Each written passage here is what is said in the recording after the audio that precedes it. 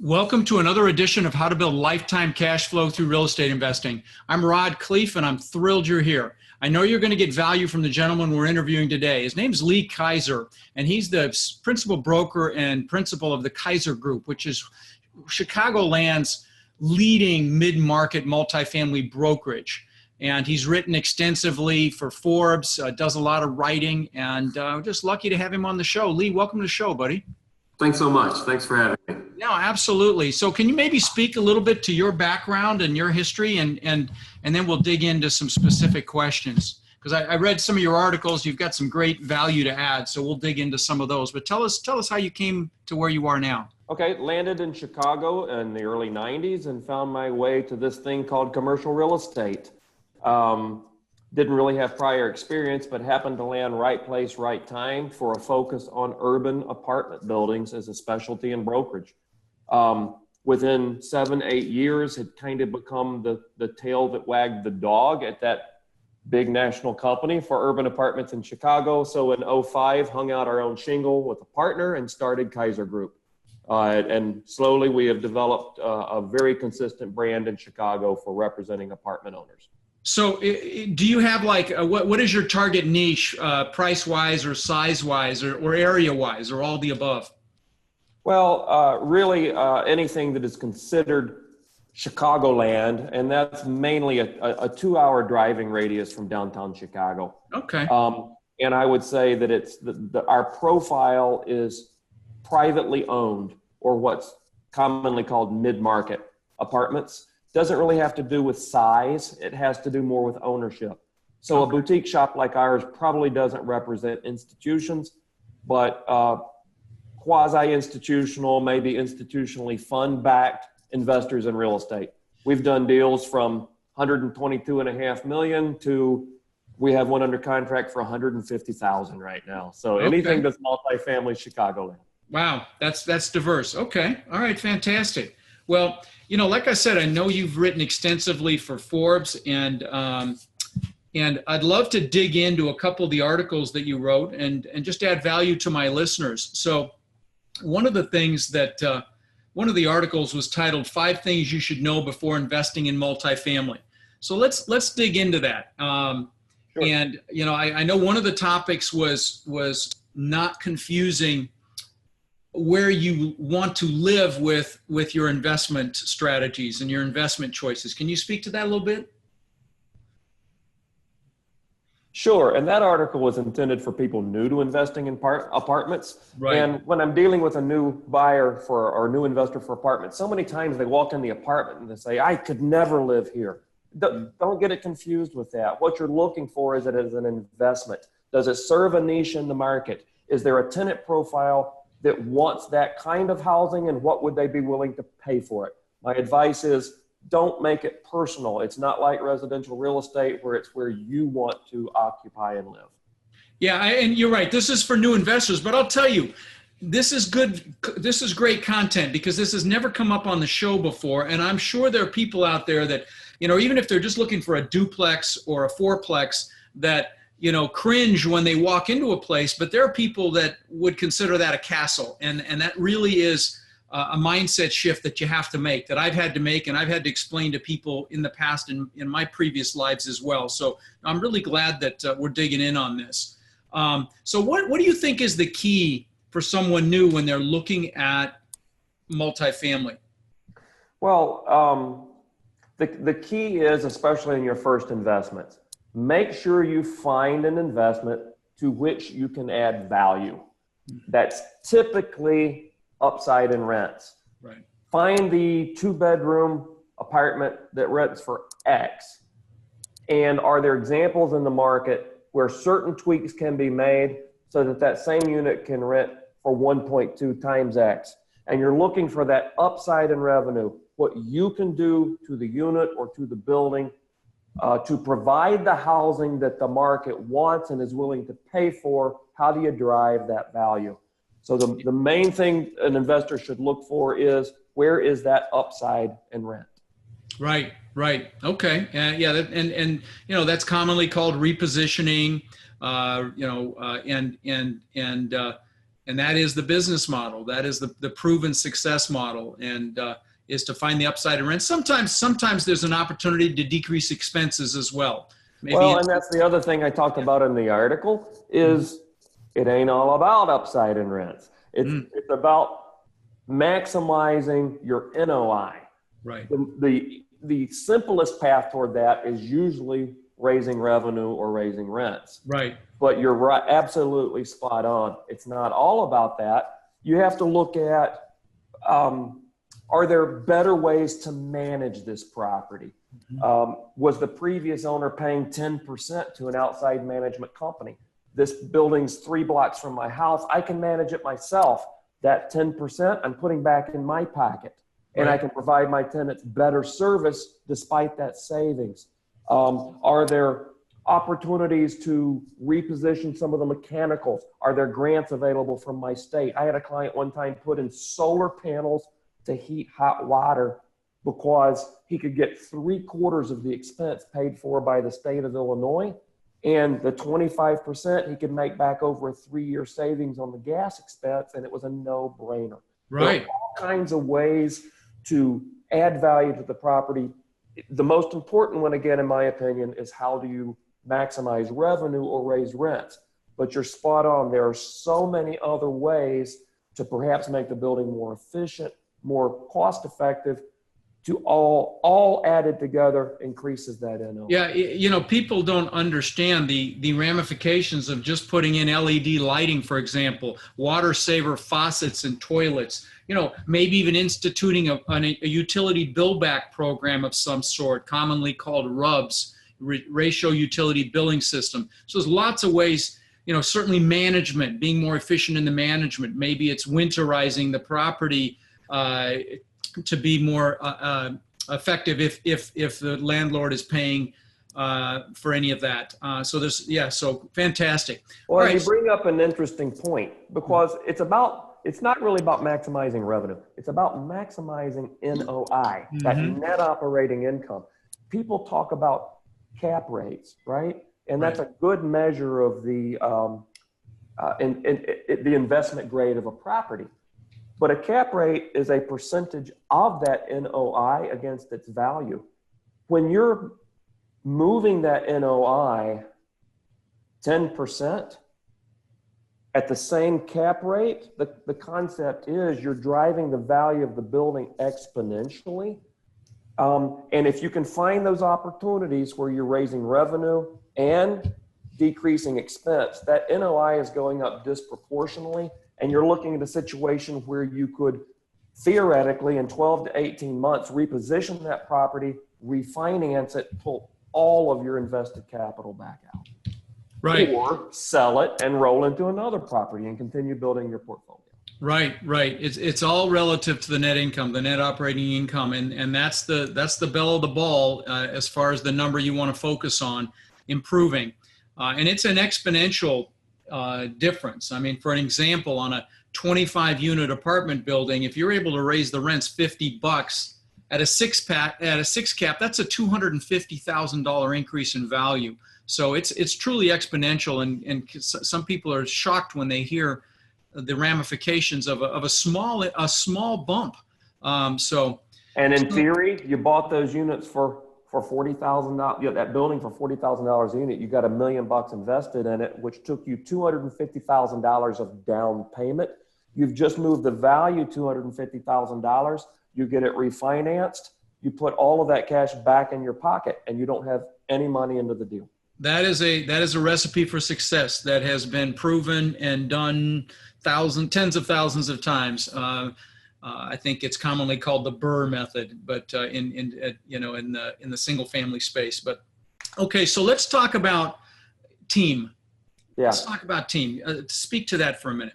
Well, it's also really important anytime you're investing in real estate of any kind, but specifically in apartments, and most importantly, when you're new to it. Get the right team of professionals. Make sure you find the brokers, lenders, attorneys who have the track record and experience in the given market you're exploring, who can coach you through the process. You're not supposed to know everything yet. A lot of the ideas you'll formulate on how much upside there is in rents comes from someone who's been active in that market for a long time and can show you numerous examples of clients who have done other properties and how they were able to reposition them and drive value. Brokers are great at that. Of course, that's self-serving. Right. Attorneys are great at that. Lenders, appraisers, sometimes building inspectors. Anyone who's active in the industry, make them a part of your team. Yeah. Develop those relationships, nurture those relationships, treat them as lifelong relationships because they truly are. This is not a business you get into for a year or two. This is a lifetime play. You've got to put on your long game hat and play it that way, and find people you enjoy working with.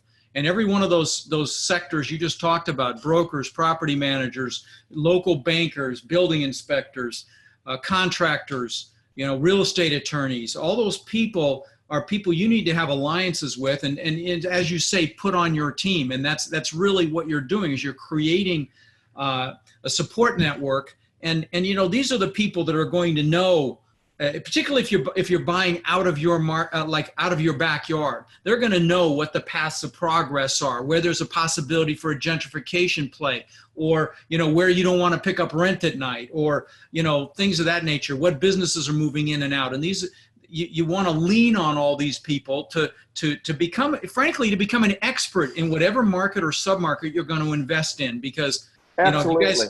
you guys have heard me say it on this show. Dabblers get crushed. So do generalists, okay? You need to be a specialist. You need to hone in on your market area, and nobody better to learn that from the group that the team's members that you just described.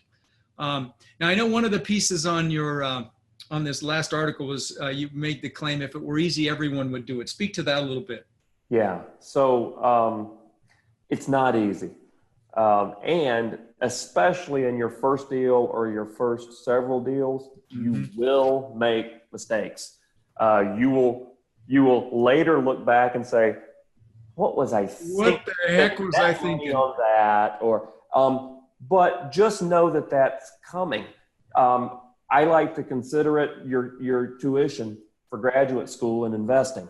You're simply going to take these knocks and know that you will probably have some investments that simply do not work the way you thought that they would. That is why it's so important, all these other things, to look for these things and to have the right team of professionals advising you. Don't ever be afraid to walk away from a transaction. Don't let pride get in your way. Or emotion. I'm a person of my word. I said, due diligence is simply that. But despite all of that, I'm kind of going off on a tangent. No, this is good stuff. Keep going. When you have committed and you are buying the deal, just know it is not going to be exactly what you thought it would be going in the door. Learn from the things that work the way you thought they would. Most importantly, learn from the things that don't go the way that you thought they would, because you can incorporate all that knowledge in your next deal. Yeah, no question. And guys, I talk about this sometimes. You're all excited, particularly in this hot market, and you look at a bunch of deals, you find a deal, you get it under contract. At that very moment, you need to put on the hat that says, why do I not want to do this deal? Absolutely. And have that psychological change, because, and it's tough. It sounds really simplistic while we're talking here, but it's human nature when we make a decision, particularly one we've spent a lot of time formulating. We look for reasons to shore it up, to bolster it, to substantiate it. And if you do that, you could subconsciously overlook things you should not overlook. And sometimes the best deal is the one you don't do. And so, and if that first deal is a big one and you make a big mistake, that may be the only deal. So I don't want to scare anybody, but the key here is don't dabble. The key here is study this, educate yourself. In fact, you're in Chicago, Lee. I've got my Chicago event coming up here August 24th, 25th, and 26th. And anybody listening would love to have you there. It's total immersion. No fluff, no outside speakers coming in to sell you stuff, just total training. I think you're coming, aren't you, Lee? I'm looking forward to you being All right, here. awesome. Yeah, but again, whether it's me or somebody else, educate yourself, study the market, lean on that team. Take that team out to lunch, to dinner, have a cup of coffee, and pick their brain and let them talk. Be a listener, because you'll get so many little nuances and important pieces of whatever market you're in that you'll greatly minimize the chances of what I call a seminar. I don't call them failures or setbacks. I call them seminars here on the show, Lee, just for your edification. Yeah. And one thing you just touched on that I had not thought of in that light, but I think it's really important, include on your team someone that you might think is a competitor. Who's the biggest landlord in the area? Once you have control of the property, don't reach out before you do. But once you have it under contract and you're into your due diligence, reach out to the top 3 or 4 landlords in the area and get to know them. These people will be receptive to your outreach. Why? Because a building in their neighborhood is getting ready to change hands. The operations of a building affect all the other buildings in the area. Sure. Everyone, all ships will rise with the tide, and any seasoned landlord will know this. So the thing that you talked about just now is so important. What can you learn from people who've been doing it for 20 years already in the same market? And they have an incentive to help you because they want to see that building become better. Because sure, it's self-serving. Now, most people will help you anyway, but in this case, you absolutely want to speak to your closest competitors and get to know them, and frankly, befriend them.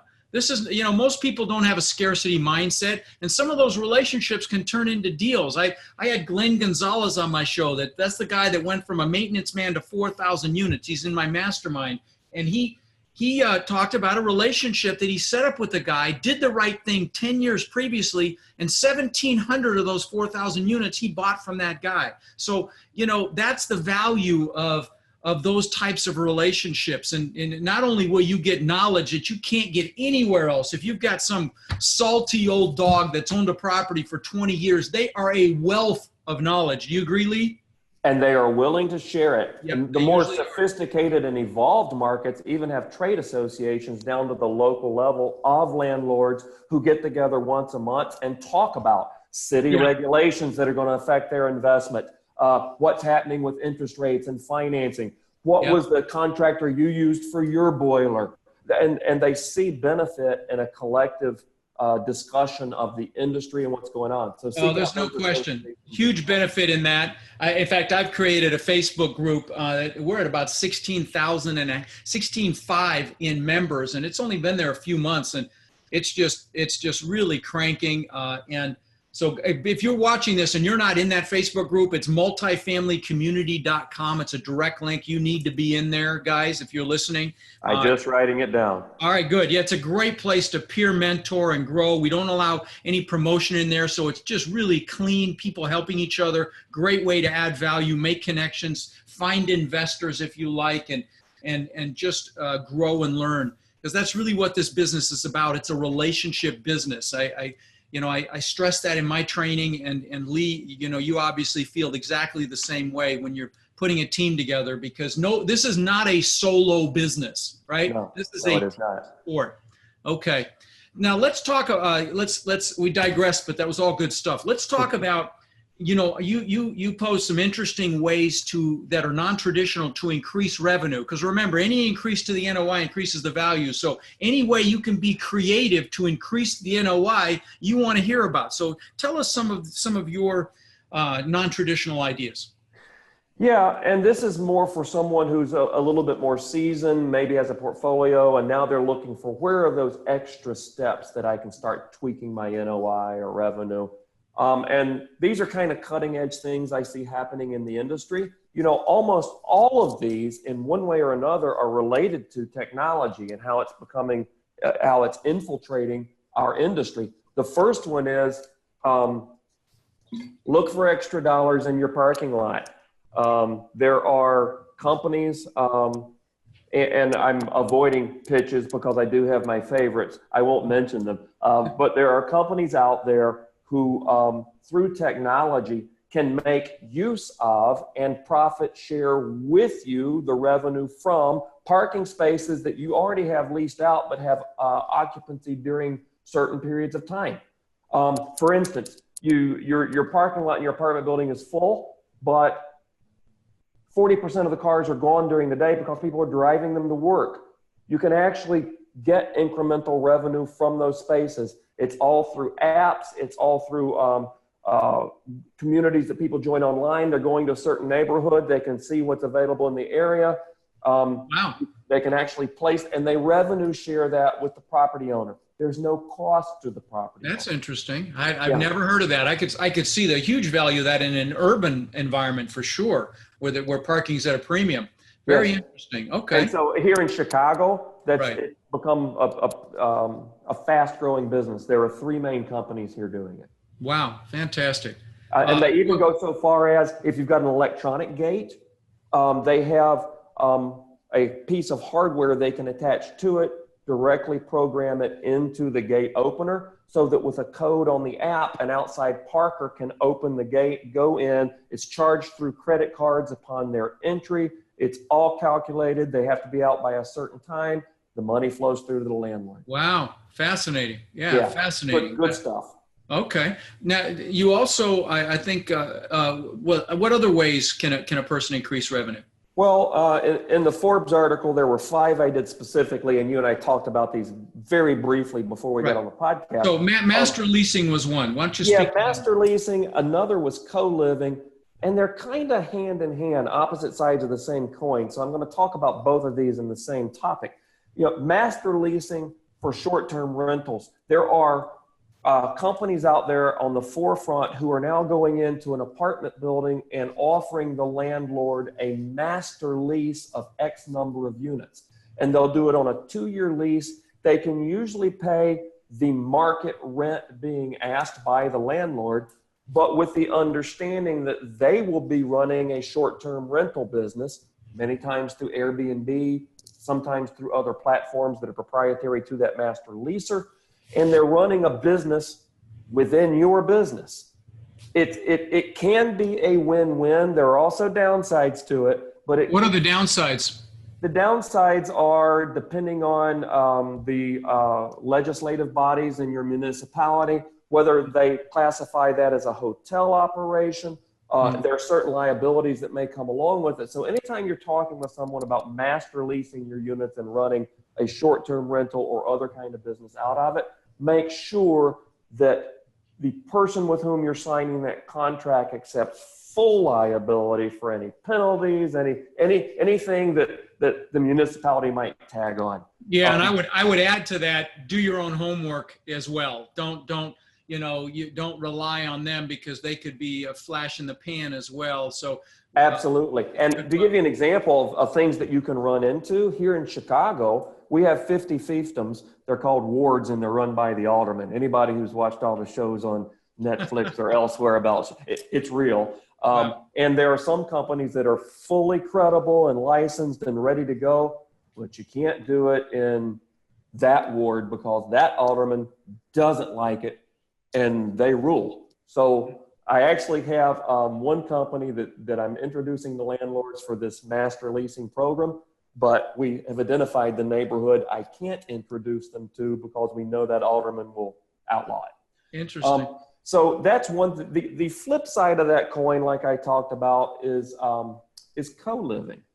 And this is kind of a short-term rental idea, but kind of not. It also is a company that will master lease the whole building. And this is multifamily, but it kind of works more like a hotel operation.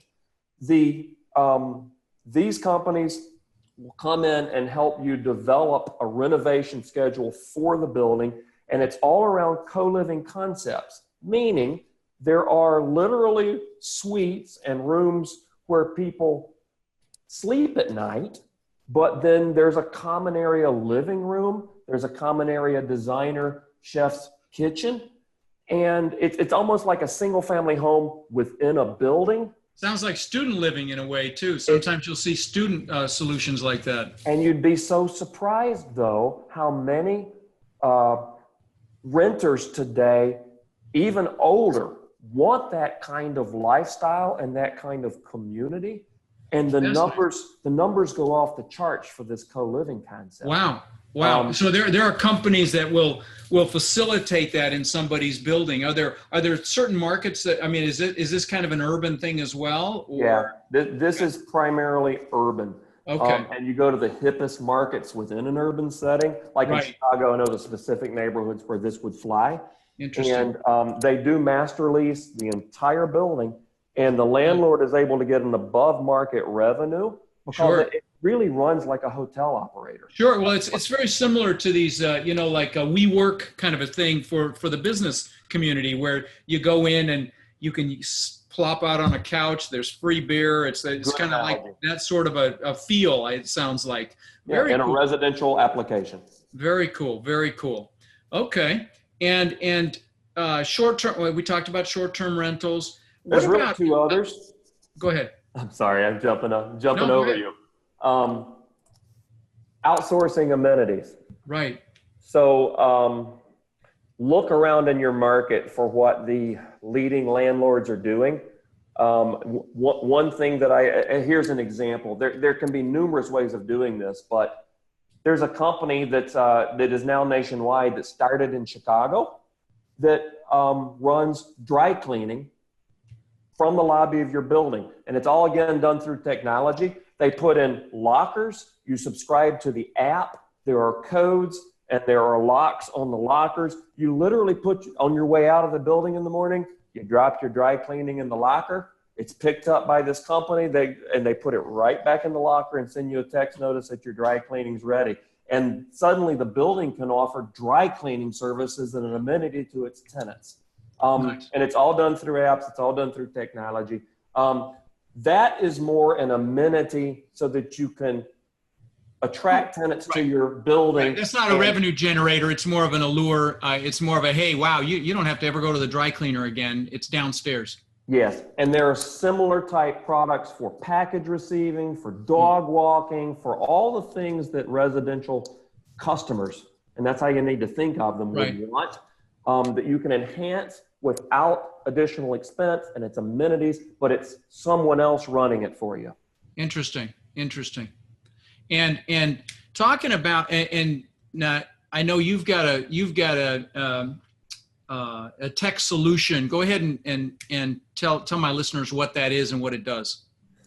Yeah, one of the things that the industry has been trying to do for a long time is help landlords define optimal rent. Okay, and there are some rather archaic methodology for that.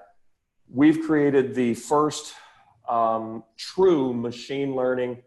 I'm not going to use AI as a term. It's true machine learning based on volumes of data that has never prior to now been able to be assimilated to truly predict optimal rent for any multifamily property anywhere in the U.S., down to building amenities, unit finishes, and it will populate for you exactly your 20 best rent comps and hone in. And if you want to do add value, you can toggle things on and off to see exactly the incremental rent that you could achieve if you did those. If you make improvements on even things like small things inside of a unit. What sorts of I assume it's plugged into CoStar or something like that. But what sorts? No. Okay. No, this is all proprietary data. Okay. We were very careful not to use any other sources. Okay, and what sorts of things? What are the main things that it looks at? There are 3,500 variables that feed this algorithm, so it's hard to isolate any one given thing. Oh yeah, sounds like it. But when you have that many variables and that much data, you can truly hone in on the block census tract level data to predict for that specific building. Fascinating. What's the name? What's the website? Thank you. I wasn't going to mention it without a prompt. No, absolutely. The tech is called Enodo, ENODO. Okay. And it's easily found on any social media or anywhere on the internet. Okay, fascinating. Yeah, no problem. Well, listen, you've added a ton of value today, Lee. I appreciate you being on the show. I look forward to shaking your hand at my August event, and thanks for your valuable time, my friend. I'm grateful for the invitation and the time spent with you. I look forward to meeting you in person. Thanks, buddy. Take care. Okay. Thank you for listening to the Lifetime Cash Flow Through Real Estate Investing podcast. If you've enjoyed the show, please take a minute to visit iTunes and leave your comments. For more resources or to connect with us further, please visit our website at rodkhleif.com. Tune in next week for our next show.